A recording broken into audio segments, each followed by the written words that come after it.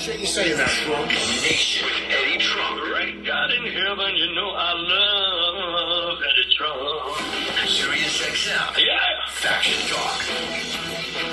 All right, welcome back, everybody. It is Eddie Trunk, and this is Trunk Nation, where we talk rock every day with you live on Sirius XM Channel 103 Faction Talk, and, of course, on the Sirius XM app. It is wonderful to be joined by an old friend who I have not spoken to or seen in far too long, looking and sounding fantastic as usual, the one and only Mr. David Coverdale of Whitesnake. DC, good to see you. We're doing this on Zoom, so I get to see you in your wonderful new haircut, and good to speak to you yes. again.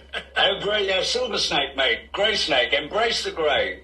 Nice to see you, Sir Edward. Charming. It has been a long time. It has been a very long time. One of the few people I genuinely missed. Well, thank you. That's very kind of you. So I guess before we talk about Good to Be Bad in this reissue, which I have right here, which we'll talk you about. Sexy guy. You sexy guy. On Zoom, I'm showing everybody. I have one too, yeah. Fantastic box set. Let's go back, if we can, for a second. So Whitesnake, many fans have called in and asked what the status of the band is, given that you went to Europe, you were doing what you were billing as a farewell tour, stuff didn't go well, you got you and members of the band, various ailments, and you had to shut it down. Talk about how frustrating that must have been, David, and what is the future, if there is one, for you and the band? Well, yes, it was devastating. It's one of my favorite chapters. The guys we brought in, Tanya O'Callaghan, she came on and just electrified the whole stage. It was amazing. It was an immediate hit with the fans of the band, and Dino Jelusic, pride of Croatia, incredible singer, fantastic musician. So I really achieved what I was always dreamed of with this Whitesnake Orchestra. And beautiful, no drunken sailors, all great voices, you know. But one of the most exciting things I think at the moment is we're all getting, the Hook City Hooligans, we're all getting ready to mix the farewell tour, the DVD. So that's really exciting. It was heartbreaking beyond to pull out. That sounds awful. Yes, I've been there. I'm sure you have. Who wants the Catholic method? I swear to God. But yeah, it was a toughie. To come home unfulfilled was really heartbreaking. That infection that I had wasn't cleared until January 2023. As mind-blowing as I imagined. And even in there was a little bit of gunk left in, to quote my ENT, in the larynx. Which I'm just using nasal sprays now. But then I had to deal with the other issue that had happened on tour, which I tore my right rotator cuff. So I've got a couple of months of physical therapy to try to avoid. So basically, I said to the guys, I'm the gal. Please do, when you have to, Rev, of course, has got Kip and the winger. Joel's just Mr. Workaholic. I'm seeing him soon. I look forward to it. I think Tommy's doing clinics. Tanya's working with our old friend Bruce Dickinson. And, of course, Michele Lupe is working with his band around Europe. So we're in touch pretty much every day, to be honest, on the Whitesnake thread. But I can't really make any promises to them until I get fixed, and the older you get, the more it takes, the longer it takes to actually heal, and that's a big deal. But we're staying way busy, as people will be discovering, because it's a very special year. 20th anniversary of Red Beach being with us, the 30th anniversary of Coverdale Page, the 50th anniversary of Mike being blessed with a job with Deep Purple. It's just, and my own anniversary too, that we just celebrated, Cindy and I. So it's a very full life. To be able to tell people we're touring next year, I would love to. I keep getting invitations to Japan, but I really physically have to be well. Emotionally, technically, I can go out and do it. Physically is the question, And to watch people getting sick wasn't fun. It was tough out there. Very tough. And it's expensive to be on the road and have to shut it down and send everybody home or cancel shows. We know that that's difficult, and it's not. Well, it happened. It happened. I mean, mutual friend Steve Vai, once a snake, always a snake. He jammed with us at Hellfest, and then boom, it just went downhill from there. I was stuck in Milan for 10 days and just not getting any better. So we had to cancel Milan, and then we had to cancel Vienna, and it was just costing so much money to be out there, and no recovery in sight. And I literally flew home July the 4th, and it took all that time to actually, and an assortment of the worst antibiotics I think I've ever had to take, coupled with prednisone, which I don't recommend to anyone. That's big fat face stuff, steroids. So yeah, it was very challenging, in every way, shape, and form for a long time. David, is there a side to you that would like to put a button on it in a better way? Or if you just basically became the custodian of the catalog and we're going to talk about the latest reissues, are you kind of cool with that if that's the way it kind of transitions? Or is there a side of you as a guy who's been this phenomenal performer and singer for so many decades that you would like to put a proper button, whether it's a proper farewell show or tour? Would you like to do that? Well, really, Edward, yes, of course. There were two choices. One, to be able to go out. So I went out with people I adore, which included the Whitesnake crew, which were just warriors beyond. Japan, I'd love to pay my respects to. The US, my adopted home. South America, I would love to do this. A lot of people said, well, at this time in your life, as you know, we discussed before, I was hoping to retire at 69, which I felt was the entirely appropriate age for the singer of Whitesnake. However, it was not to be, that COVID bastard thing. But I had a blast with the musicians, there's no question at all. Tanya, who was so electrifying as a performer, was just brokenhearted. She felt like she'd found the perfect boyfriend in her band brothers, and suddenly it was taken away from her. So yes, I would like to fulfill that rather than do a video going, ladies and gentlemen, boys and girls, thank you for 50 years, or, it doesn't feel right for essentially a live performer.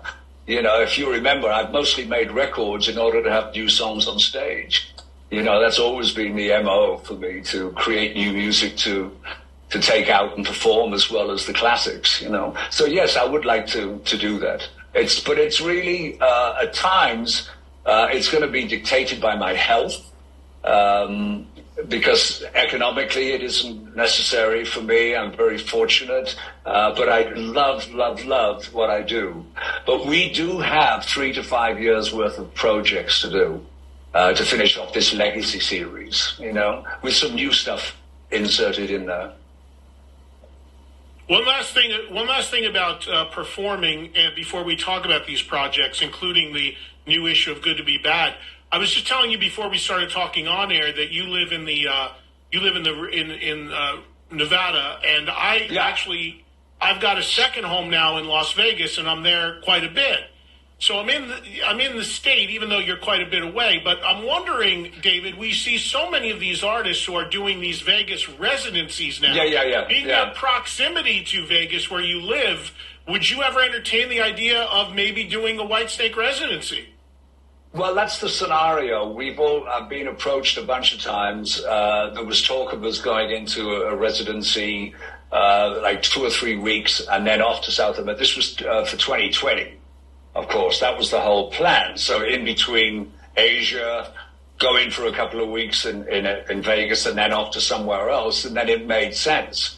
And then, of course, the Scorpions and I are really good friends for 1,000 years. Invited us to co-headline and to do that farewell tour, which was looking fantastic. We get on so well. No ego nonsense between either bands. So that was devastating they found a secondary infection, which was the issue. I'd finished early, got home on July the 4th. I saw my guy at 6, I think it is, the ENT, and he went, oh my God, this is really bad. And he said, how long have we got before the US tour? And I said, it's 6 weeks now. Before it would have been 3 had we finished the European run. And he said, we'll have you up and running, not a problem. And I wasn't getting any better. It was like really fatigue and not feeling good at all, thick head, not booze related. But I said, I went back in, Dr. Hudson, there's something wrong. I'm not feeling any better with all of this medley of horrible antibiotics. So he took a sample and we sent it off to the lab, and they found a secondary infection. That's one of the reasons it took a lifetime. So all the treatment I'd had prior to that was cancelled out. It was just stomach turning to imagine what I'd put my body through with all of these chemicals to find out. And that's when we had to pull the plug on the US thing. But yeah, I'd love to do that. I'm not taking anything really off my fabulous Ukrainian oak desk. It never breaks, by the way. It's very solid. So there's 1,000 things I want to do. If I can accomplish them, I'm going to do them, you know? But sometimes it's God's hands, darling. Yeah, no doubt. So one of the things you've been doing a lot lately is really digging in on the Whitesnake catalog. There's been phenomenal box sets and reissues. You did the 87 record, you did Slide It In, and now you did a more recent record, which, you know, I really look at this record, David, as kind of like the official full step back for you getting into Whitesnake again. And that is the Good to Be Bad record, which, speaking of time, blew my mind when I realized this thing is 15 years old already. Talk about the significance of this record to you with Whitesnake. The first record you made with Doug Aldridge, and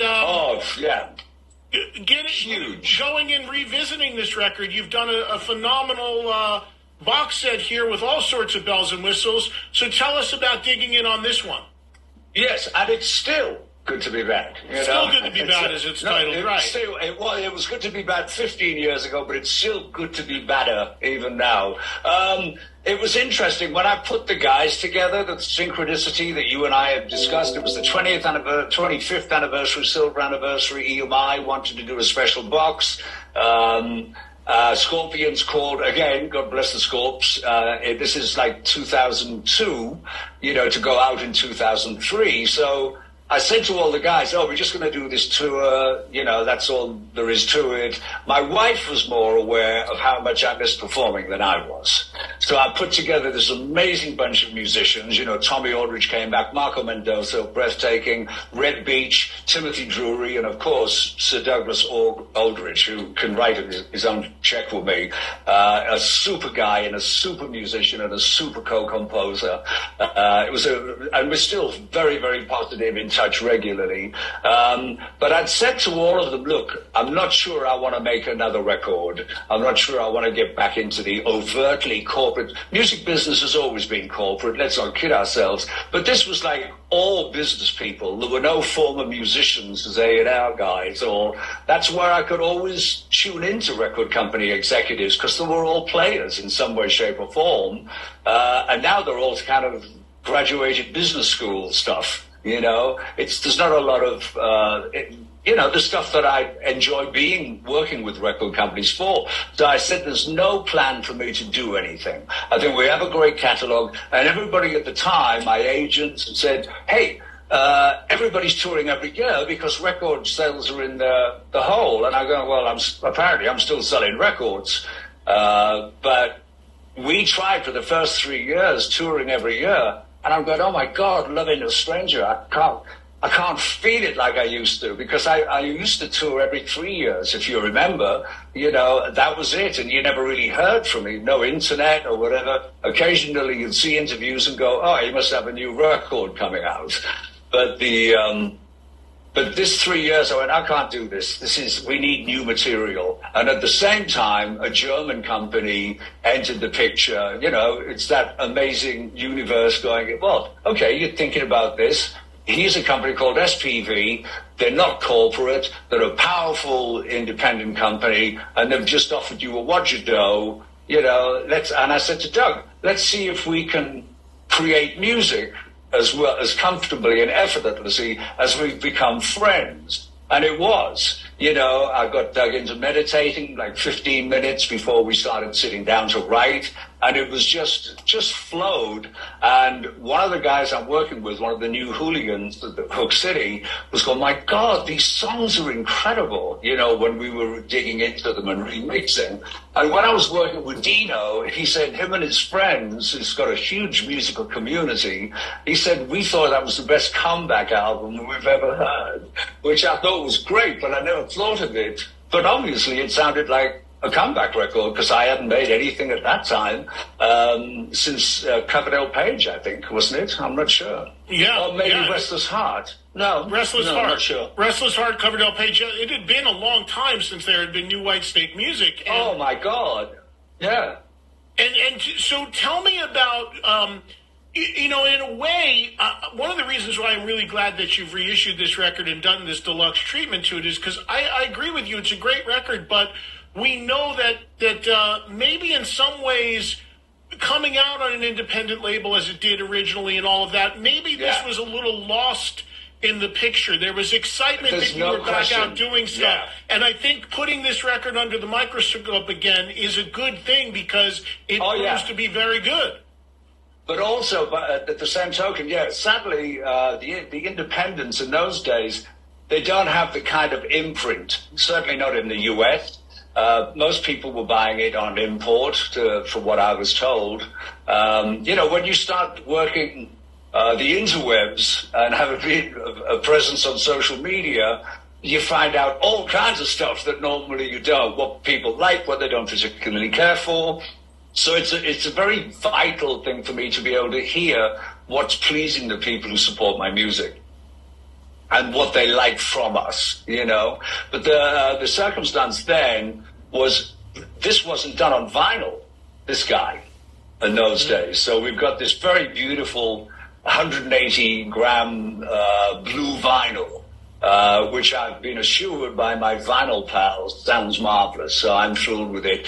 Since those days, we have a new masterer in Scott Hull at Masterdisc in New York. He's just bringing a whole new vibrancy to the mixes. But one of the things, the whole purpose of this legacy series is really for me, as I achieve my dotage. The circumstance being, I've been luckily involved in successful environments for 50 years this year. So a lot of, even though we use the top technology at the time, it pales into nowadays digital, what you're doing, the sound on radio. A lot of my old mixes sound like mud on quality radio. So it was an opportunity to get in there and go, right, I can afford it. I have a record company that supports it. Let's do it. So, and that's the important thing. I've got this superb catalog, superb bunch of songs, and they deserve the right treatment, and they work beautifully. I could never really put a Whitesnake playlist together. There was so much audio difference, so much sonic difference, and it was just frustrating. So this is an opportunity to do that, as well as put out new stuff too. I think also what's really cool with what you've done with all of these reissues lately, including Still Good to Be Bad, is that you put out multiple versions of the record. So in the box set, you can get the original mix of the record remastered, but you did do a remix of the record too, which for fans, sometimes they're confused. Remixing and remastering, two very different processes. But for people who are purists and like, no, I want that original Slide It In or 87, you're not taking that out of print. You're giving it an alternate fresh coat of paint. And rearrange the furniture, not necessarily on Good to Be Bad. Timothy Drury, a former Snake, superb keyboard player, singer, but a lot of stuff, I've gone to the incredible creative oasis of Derek Sherinian.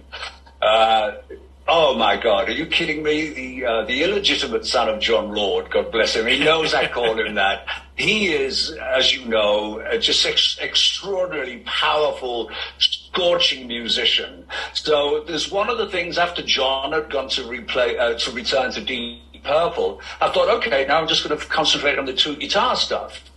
Which is what we did. So it was basically just a side order of keyboards for like an intro here or, Here I Go Again or something like that. but I just focused more on guitars. And then I was sitting and reflecting and thinking, there's something different. What am I missing? What am I missing? And it was that incredible frequency that Hammond organ brings to the Whitesnake identity. And I just got in touch with, I think you may, I'm not sure if it was you or whatever, gave me Sterinian's number. We connected. We've never met in person. And I'll send him down. Oh, God, are you kidding? No, well, I live in the backwoods up here, Reno by sea, mate. It's not. But he's just, we get on terrifically well. He's a stunning player, and he's brought remarkable frosting, cherries, all kinds of decoration on top of, but really ballsy. And it fits into the Slide It In. And not Slide It In, excuse me, we have John. But the 87 stuff you won't have heard yet, and the Slip of the Tongue stuff, it's entirely a whole new world with utilizing Derek. He's amazing. Yeah, no, I know Derek very well. He's very talented. He's awesome at what he does. You know, the last thing on the Still Good to Be Bad box set, I got to tell you, I was completely floored by this. So I'm looking at the back of the box, and I'm running down all the different features, and you've got remixes and the original record and the remix of the record and the remaster of the record, and you've got some demos and all these things. And then you get to the Blu-ray video disc. And then one of the features on the Blu-ray video disc is the Eddie Trunk interview at the Cutting Room in New York in 2008 with acoustic performance. Yes. I forgot we did that. It's a very popular scenario. It really is. And, of course, sitting down with Doug, we did, half an hour or something there, and you were there with some of your that metal show cohorts that I first met. That we were just starting the show then. Yeah, they were hanging out with me. I don't think we even aired yet, but I completely forgot that we did that, and now I've not watched it yet, but I can't wait to watch it because I remember us being there. I remember you and Doug, I think you kind of played acoustic, right? Yeah, that was it, all unplugged. Yeah, it was just, we were hanging. It was really good. Doug and I just came in and sang these songs. We've got one featured on my Twitter thing now, my social media, of All I Want, All I Need. And it was just such a treat to work with Doug like that because, I started the Starkers thing back in Adrian Vandenberg days, Sure. But, one of the most popular things on these remaster sets, these box sets we're doing with people, hearing the demos, the basic idea of normal acoustic guitar, just jamming or whatever. 87 started that. We call them the Evolutions with John Sykes and I. And so people are hearing songs that they're entirely familiar with now when they were a working title or work in progress. And it's proved to be an incredibly popular aspect. Also on the alternate mixes on here, we have the Hook City Harlots, who are three amazing singers, beautiful girl singers in Reno. And they just brought, as I've said to you for years, a huge school of inspiration for me is Motown in the 60s.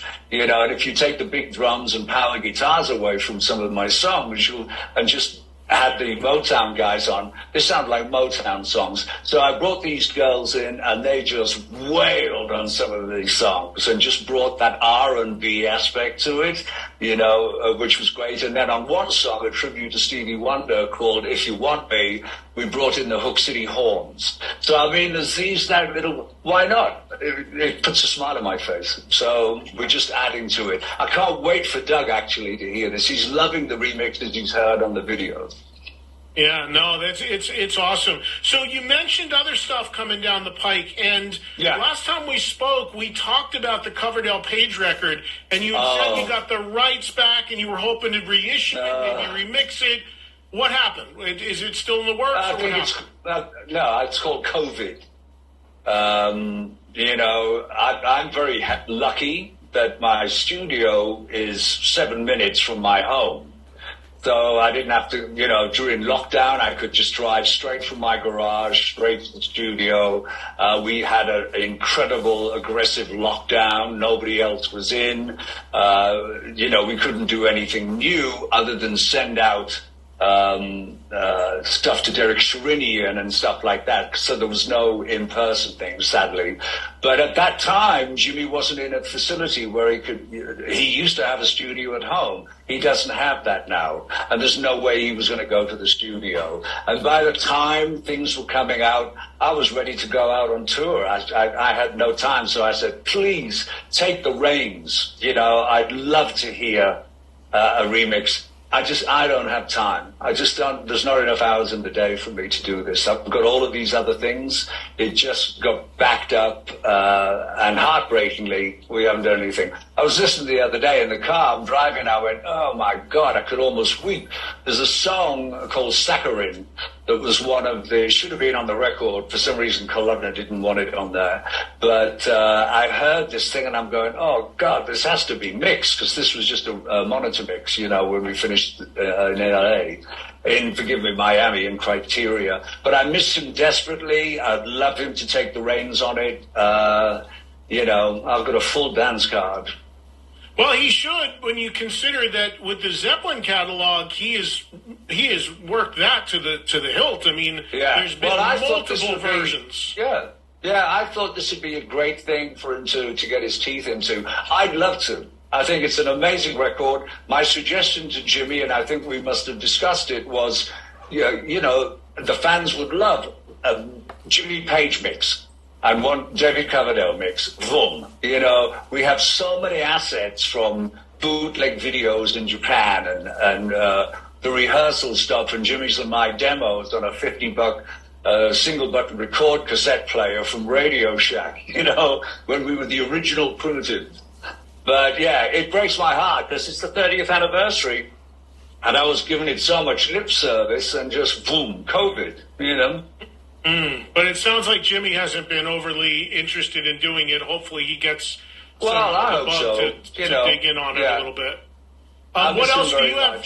What else do you have coming down the pike, David? Are you going to get to, for instance, Forevermore and do this treatment at some point? Oh, yeah. That all of those plans all moving forward. I've got something very special for later this year. Most obviously now we're talking about this puppy. But we got some stuff that you and I will be talking again. I've got to keep some surprises up my sleeve, not just a playboy. So in wrapping up, the more reissues coming. You sound well. You sound like you're recovering, although you said you're still dealing with some stuff. And maybe I have two of the guys somewhere. Yeah, well, two of my guys who I work with here are extraordinarily accomplished musicians, but they're also singers. So when I'm feeling confident enough, when we have the time, I'm going to start session day, days at work for like 20 minutes sitting around the piano and just do vocal exercise just to get some confidence back for me. Because it's been a while. I'm in an incredibly blessed relationship. We don't scream and shout at each other, which is a great way for me to warm the voice up. But damn it, being happy and having bluebirds flying out of every orifice is a choice I'd rather have. But it's great to see you, and I thank you for your hospitality as always, and to Joel. Glad to see you guys are still married. Yes, Joel and I are still. Are you doing? Did you finish with the metal show? Did that stop, or what's the deal? Well, it stopped a number of years ago, 2015. But we don't stop getting asked about it as you just did. And myself, Don, and Jim, we are going to do an online show together on YouTube starting in a couple weeks. So we'll have to have you on. Well, we're calling it That Rocks. Send me whatever you want, and I'll put it on my social media. They're rabid for new stuff, and it's lovely. Anyway, this Friday, when are you broadcasting, or are we live? I'm not sure. We're live right now. We're live, and then it'll be on demand. Boys and girls. Boys, brothers and sisters of the snake, good morning. So whenever this Friday is out this week. Friday? This is Friday. Yeah. We got another video to surprise you guys on Friday, so as soon as we finish talking, I'll be getting on there. All right, my love? Whitesnake, still good to be back. Box set, phenomenal, great stuff. And DVDs or Blu-rays in there, multiple CDs. Yep. Out everywhere on Friday. You can order it now, so it hits on release date. And vinyl. And vinyl. David, best to you and the family. I'm glad you're doing well, and we'll talk again soon. And welcome to Nevada, brother. Thank you. Ciao, ciao. God bless. We're 10 hours apart, but we're neighbors. Oh, superb. All right, Eddie. Lovely to see you again, man. Well done. Take care, David. Bye-bye. Thank you. God bless. See you. There he goes, everybody. The one and only DC, David Coverdale, checking in with us here on Trunk Nation. Awesome to visit with him. We go way back. A lot of history, a lot of years. He was a regular on that metal show. We had a great time with him. We had him doing our announcing at one point, where he was the show announcer. We used different people on different seasons, but we had Bobby Blitz from Overkill, very identifiable voice. By the way, the new Overkill album is amazing. We'll talk about that at some point and get Blitz on. Those guys are in Europe right now.